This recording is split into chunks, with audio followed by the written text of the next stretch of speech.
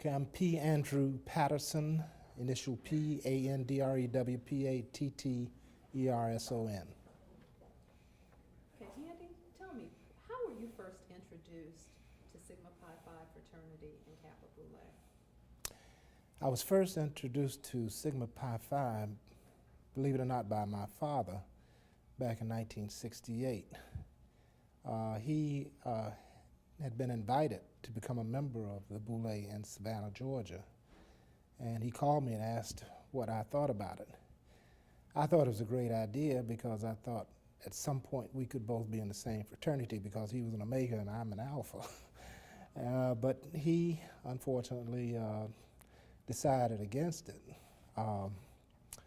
But in terms of Kappa Boule itself, I met so many individuals in the Atlanta area who were influential and decision makers and mentors, people that others looked up to. For example, Maynard Jackson was my law partner for 3 or 4 years before he became vice mayor of the city, mayor of the city of Atlanta. And R.E. Thomas, I practiced with R.E. Thomas, for example, William Alexander, Horace Ward, all of these people in my profession, they were friends. And I looked up to them, and I knew that they were important in the community. So that was something for me to strive for. I've always wanted to be a part of the group that is influential in society.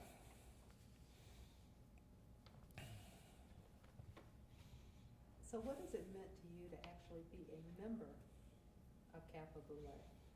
The most exciting thing, well, there are two things. Number one, to be able to come to a setting like this, a monthly meeting, and sit around and listen to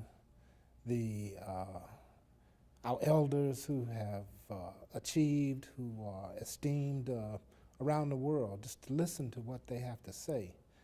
For example, I really am sorry I missed the opportunity to come to these meetings with a Benjamin Mays, for example.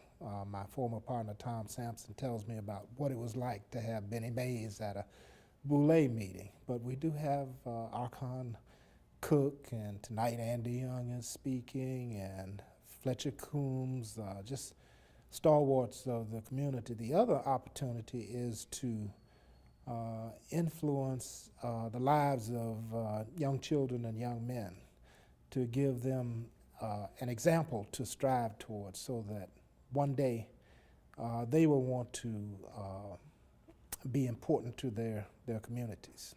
Now, you've mentioned quite a few current and past members. Is there any one, living or dead, that you are especially pleased to have gotten to know? Well, Maynard Jackson, I have to say, is that person because I got to know him intimately. We got to talk on many occasions very privately, and I learned, what his philosophy was, and it was very inspiring to see a man who undertook challenges that no one else thought that made any sense. And by the way, he was the most honest politician I've ever met in my life, and I've known quite a few politicians over the years. He really believed in what he was doing, and he believed in trying to better his community. He was an outstanding example for me. He is missed. Mm-hmm.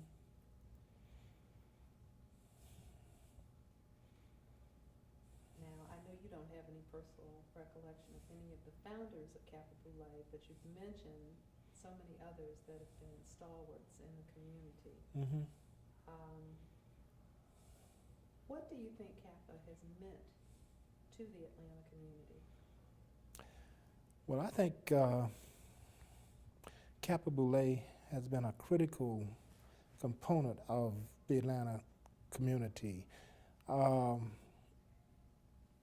It's beginning to change, but for many years no one knew what the Boule was or what influence was being exercised by the Boule. But just as some businessmen make business deals on the golf course, people who are influential in our society come here and discuss the issues of the day and decisions are made and alliances are formed and things are changed as a result of what is said in the Boulé meetings. We're becoming more vocal now, which is good. We're taking stands on controversial issues that we would not have done 10, 15 years ago, which is good because we have to be seen as a vital part of the community. It is important to get to know the best of one another, which is one of the primary goals of the Boulé, but we need to be vibrant and we need to be vital as well. Well, Andy, those are all wonderful things, and you have done a great job. I can't wait to see how the edit's going to come out on this. Okay. Thank you. Thank you.